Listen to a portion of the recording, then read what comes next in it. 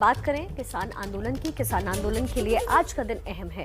कल आंदोलन का साल पूरा होने का जश्न मनाया गया, तो आज दिन भर बैठकों का दौर चलने वाला है, जिसमें एमएसपी समेत अन्य मांगों पर चर्चा की जाएगी। इसके साथ ही 29 नवंबर को होने वाली ट्रैक्टर रैली पर भी किसान अपनी रणनीति तय करेंगे। अब बड़ा सवाल ये कि क्या किसानों की घर वापसी हो पाएगी और क्या सरकार किसानों की मांग मान लेगी।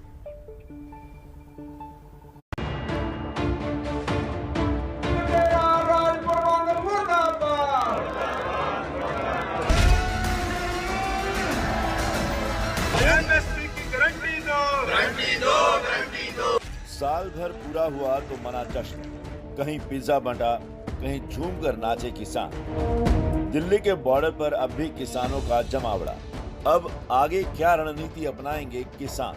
आगे की रणनीति पर फैसले के लिए आज चलेगा बैठकों का दौर।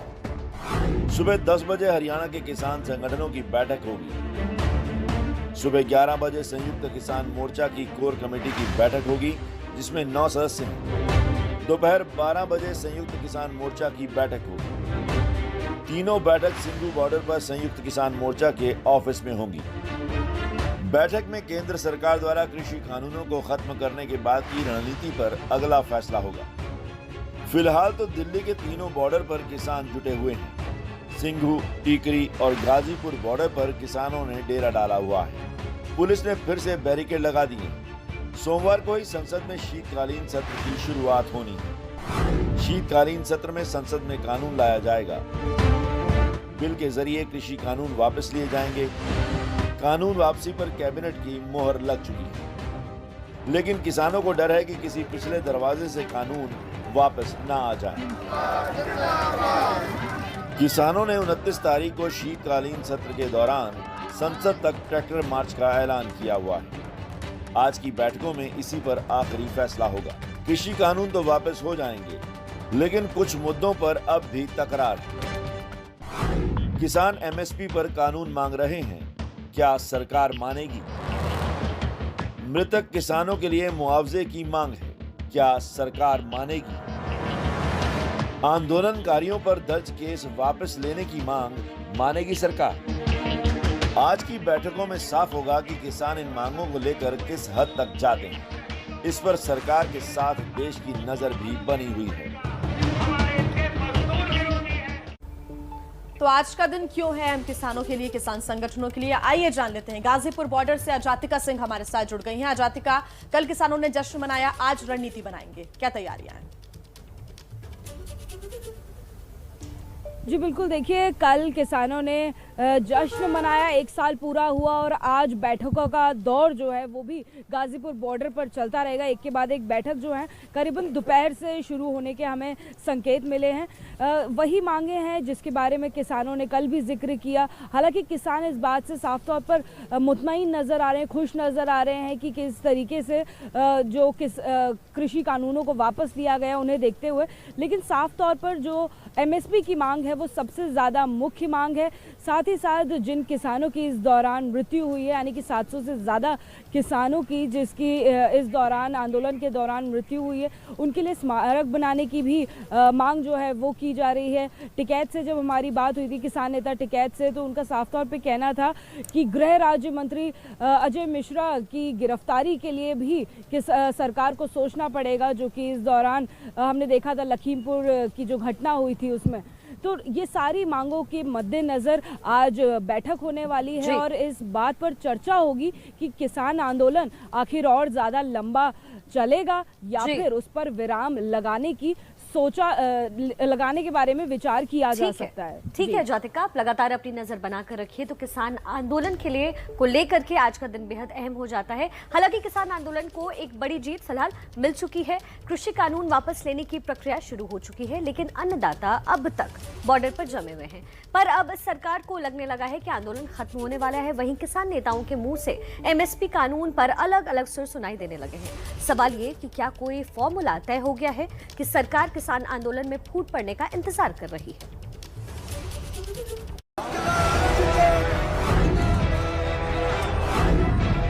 क्या सरकार को मिल गया रास्ता?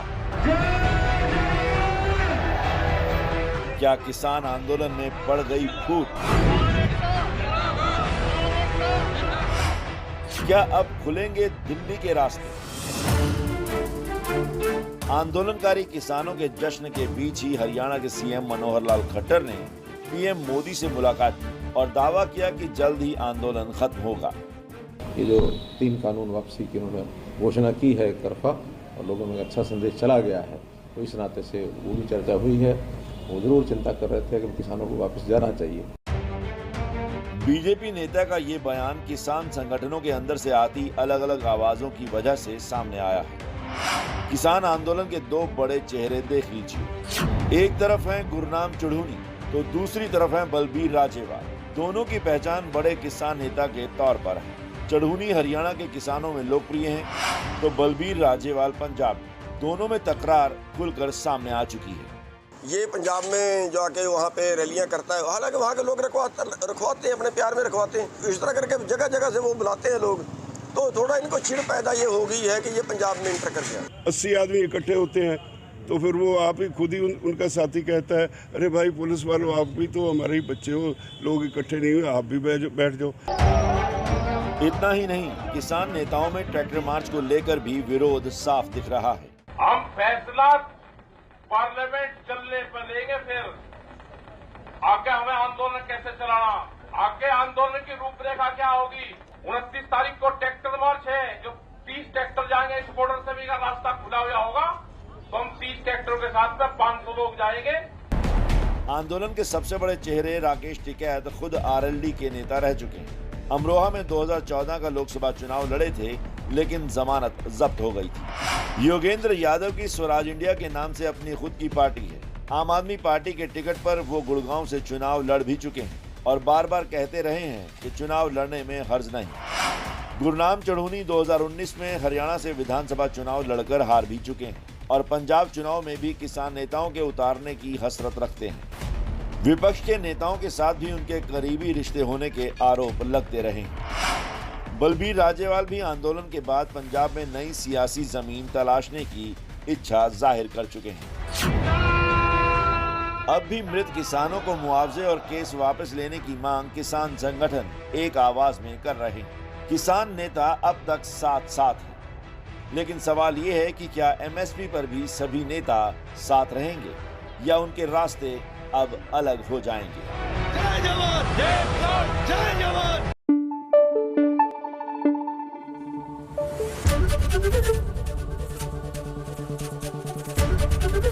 एबीपी न्यूज आपको रखे आगे।